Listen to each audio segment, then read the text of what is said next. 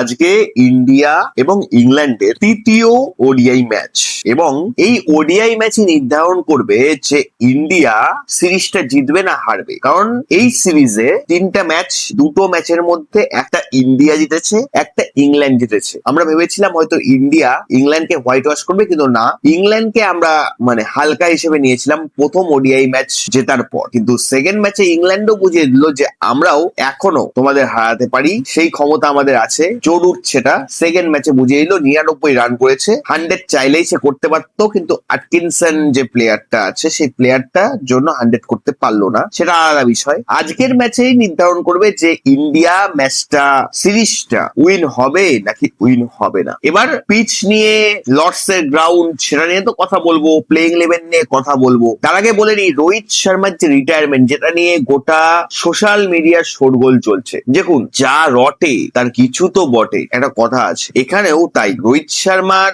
Retirement নিয়ে অনেক জায়গায় এখন খবর পাচ্ছি রোহিত শর্মার কোনো রিটায়ারমেন্ট হচ্ছে না, রোহিত শর্মা এখনই রিটায়ারমেন্ট নেবেন না, 2027-এর ওয়ার্ল্ড কাপ সে খেলবে। কিন্তু অনেক জায়গায় এটাও শুনতে পাচ্ছি যে রোহিত শর্মার বাড়ির লোক, বাড়ির পরিবার, তারা সবাই আজকে লর্ডস এর গ্রাউন্ডে উপস্থিত থাকবে। তার মানে এখান থেকে স্পষ্ট বোঝা যাচ্ছে যে রোহিত শর্মা রিটায়ারমেন্ট নিতে পারে আজকের ম্যাচের পর। দুই পক্ষের দুই দিকে দুই রকম কথা। তো ওই যে বললাম, যার রটে তার কিছু তো বটে।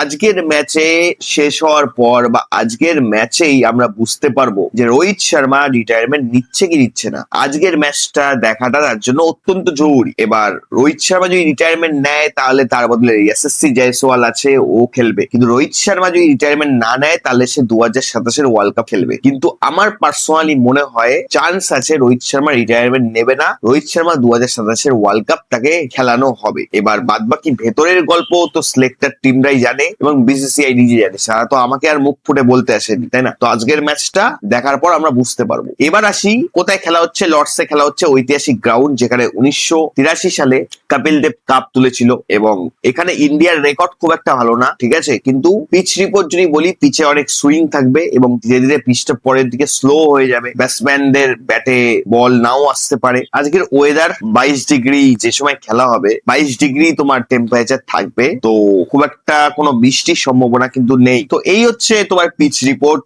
ওয়েদার বললাম। এবার প্লেইং 11 এর কিছু চেঞ্জেস আছে, সেটা আমি তোমাদের বলে দিচ্ছি। প্লেইং 11 এর চেঞ্জেস হচ্ছে, দেখো, শুভমান গিল এবং রোহিত শর্মা দুজন ওপেনিং করবে। শুভমান গিল না এবং রোহিত শর্মা নামবে, তারপরে নামবে বিরাট কোহলি, তারপরে 4 নাম্বার পজিশনে শ্রেয়াস আয়ার, তারপরে নামবে বিরাট কোহলির পর শ্রেয়াস আয়ার, এবং শ্রেয়াস আয়ারের পর ঈশান কিষানকে এর আগের দিন খেলানো হয়েছিল, কিন্তু তাকে রিপ্লেস মোটামুটি করা হবে মনে হয়, কারণ সে আগের দিন ম্যাচে কিচ্ছু করতে পারেনি। তো KL রাহুল তার পজিশনে নামবে 5 নাম্বারে, এবং KL রাহুলকে 5 নাম্বারেই নামানো উচিত। KL রাহুলের অন্য পজিশন হয়তো তার এখন শুট করছে না, KL রাহুলকে 5 নাম্বার পজিশনে নামানো উচিত। 6 নাম্বারে নামবে অক্ষর প্যাটেল, অক্ষর প্যাটেলের জায়গা নিয়ে কোনো সন্দেহ নেই। 7 নাম্বারে ওয়াশিংটন সুন্দর, তার চোটের জন্য সে এই স্কোয়াড থেকে বাতিল হয়েছে এবং হর্ষ ডুবে তার বদলে খেলবে। এবার 7 নাম্বার পজিশনে হর্ষ ডুবে নামতে পারে বা কুলদীপ যাদব নামতে পারে, যে কোনো একজন এখানে কিন্তু নামতে পারে। 8 নাম্বার পজিশনে শিবম ডুবে। 9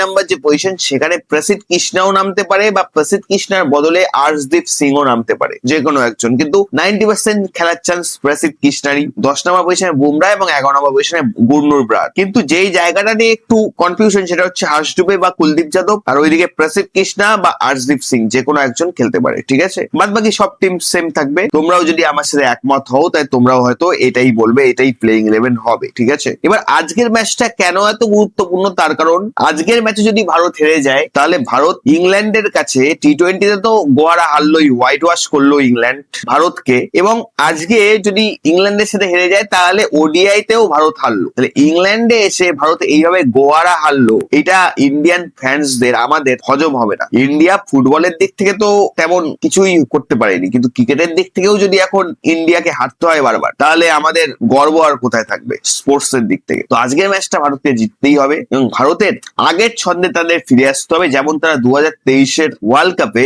যেভাবে তারা সমস্ত টিমকে নিজের অ্যাগ্রেশন ভাবটা দেখিয়েছিল, নিজের ছন্দটা দেখিয়েছিল, কোন টিম তাকে হারাতে পারেনি। 2023-এর ওয়ার্ল্ড কাপের কথা বলছি, সেরকম ছন্দে ফিরে আসতে হবে, তাহলেই কিন্তু ভারত আবার ইংল্যান্ডকে পরাস্ত করতে পারবে আজকের ম্যাচে। তো দেখা যাক কি হয়, আজকের ম্যাচটা কতটা ভালো হয়, এটাই হচ্ছে কথা। এবং রোহিত শর্মার রিটায়ারমেন্ট কি হবে আজকের ম্যাচেই বোঝা যাবে। আজকের ম্যাচেই সেটা আমরা স্পষ্ট বলতে পারবো। দুপক্ষের মানুষ দুই রকম কথা বলছে, দেখা যাক আজকে কি হয়। তো আজকের মতো ভিডিওটা এখানে শেষ করছি, আবার দেখা হবে তোমাদের সাথে পরবর্তী ভিডিওতে। টাটা।